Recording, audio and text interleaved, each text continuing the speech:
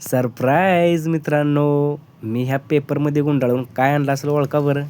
थांबा मीच दाखवतो. टॅन टॅडॅन! हे बघा, मी हे आणलं होतं मातीचं भांडं. आता तुम्हाला प्रश्न पडला असेल, हे कशासाठी आणले? तर हे आणलं होतं मी खास नॉनव्हेज बनवायसाठी. आता इथून पुढं याच्यामध्ये चिकन, मटण मी याच्यामध्येच बनवणार आहे बघा. असं म्हणतात की मातीच्या भांड्यात केलेल्या जेवणाची चव एक नंबर भन्नाटच लागते या. तर हो का, आतमधून हे असं भांडं दिसत होतं आणि याचा आवाज तुम्हाला दाखवतो बघा. हो का,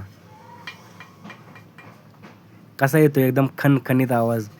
तर हे भांडं आहे का नाही, आहे असं वापरायचं बिलकुल नाही. मग ह्या भांड्याला वापरायसाठी तयार कसं करायचं, चला मग तुम्हाला सांगतो. तर आता सगळ्यात पहिल्यांदा काय करायचं माहिती आहे का, एका टपामध्ये भरपूर पाणी घ्यायचं आणि त्या पाण्यामध्ये हे मातीचं भांडं टाकायचं आणि त्या भांड्याला चांगलं आतनं बाहेरनं का नाही असं हातानं चांगलं चोळून चोळून खसखसून असं धुवून काढायचं. कसं असतंय माहिती आहे का, हे मातीचं भांडं असल्यामुळं का नाही ह्याला माती वगैरे अशी लागलेली असते आणि ह्याला अशी खर पण असते. त्याच्यामुळं का नाही मस्तपैकी याला असं खसखस आतून बाहेरून असं पाण्यानं व्यवस्थित धुवून घ्यायचं. ह्या मातीच्या भांड्याला स्टीलचा कात्या बिलकुल वापरायचा नाही बरं का. नाहीतर तुम्ही काय करचाल, जास्त घाण निघते म्हणून त्या स्टीलच्या कात्यानं असं घासा घासचाल आणि नंतर पुन्हा मग कालवून बिलवून करताना ते भांडं सगळं पाझरून जायचं. भांडं चांगलं स्वच्छ धुतल्यावर का नाही एका टप्पामध्ये ते भांडं अख्खं पूर्ण बुडेल एवढं पाणी घ्यायचं आणि त्या पाण्यामध्ये 24 तास हे भांडं भिजू घालायचं. जर तुमच्याकडे वेळ नसेल तर कमीत कमी 10 ते 12 तास तरी त्याला भिजू घालायचं. ही सगळी प्रोसेस चालू असताना आमच्या घरापासल्या बदमाच्या झाडावर एक माकड आलतं बघा. माकड म्हणजे वानरच होतं, त्याला झूम करून दाखवतो बघा. हो का, मस्तपैकी असं बदम खात बसलं होतं. हे जंगली प्राणी मानवी वस्तीमध्ये येण्याचं एकच कारण आहे बघा, ते म्हणजे जंगलतोड. काय करणार हो ही तर प्राणी सांगा, आपण त्यांचं जर घर तोडलं तर ते आपल्याच घरात शिरणार ना. त्याच्यामुळं लोकांनी वेळ आहे तोवर सावध राहिले पाहिजे. हे बघा, जवळजवळ 24 तास मी हे मातीचं भांडं पाण्यामध्ये असं भिजत घातलं होतं बरं का. ही दुसऱ्या दिवशीचा व्हिडिओ आहे बरं का, नाही तर तुम्ही म्हणचाल त्या दिवशी भिजवून काढले काय लगेच, तसं नाही. आणि तुमच्याकडे तेवढा वेळ नसेल ना तर कमीत कमी 10 ते 15 तास तरी याला पाण्यामध्ये असं भिजत घालायचं बघा. आणि नंतर एकदम कडक त्या उन्हामध्ये हे भांडं एक 15 ते 20 तास असं कडकडीत वाळू द्यायचं. हे बघा, हे भांडं आहे का नाही मी जवळजवळ एक 15 ते 20 तास असं कडक उन्हामध्ये असं वाळवून घेतलं होतं बरं का.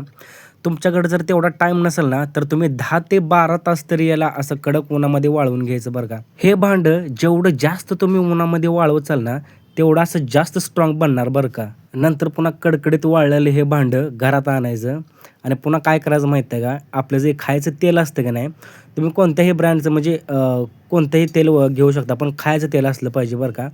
एक एक 2 पळी तेल घ्यायचं आणि हे तेल त्या भांड्याला असं पूर्णपणे असं आतून आणि बाहेरून असं लावून घ्यायचं.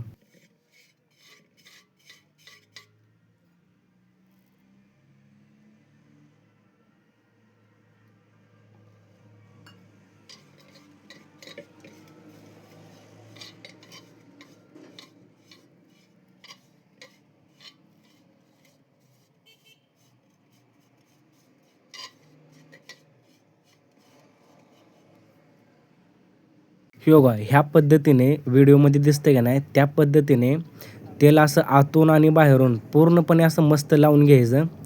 तेल जरा जास्तच लावायचं बरं का, तेलाची क्वांटिटी जरा जास्तच घ्यायची.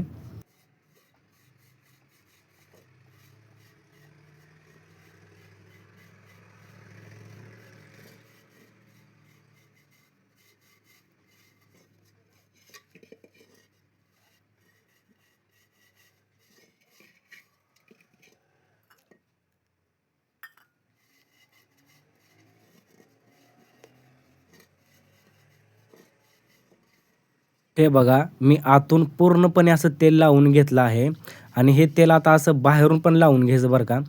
असं चपचपीत असं जास्त तेल लावायचं बाहेरून पण.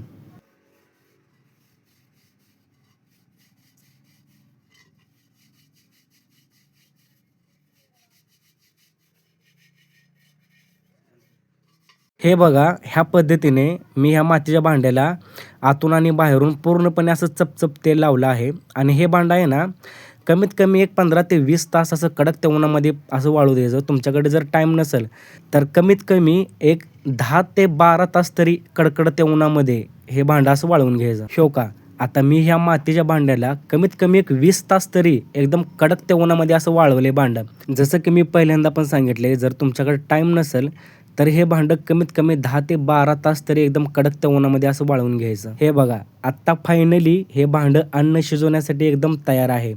तुम्हाला हा व्हिडिओ कसा वाटला ते मला नक्की कमेंट करून सांगा आणि आपल्या चॅनलला सबस्क्राईब करायला विसरायचं नाही. चला भेटू नंतर व्हिडिओमध्ये. Bye bye.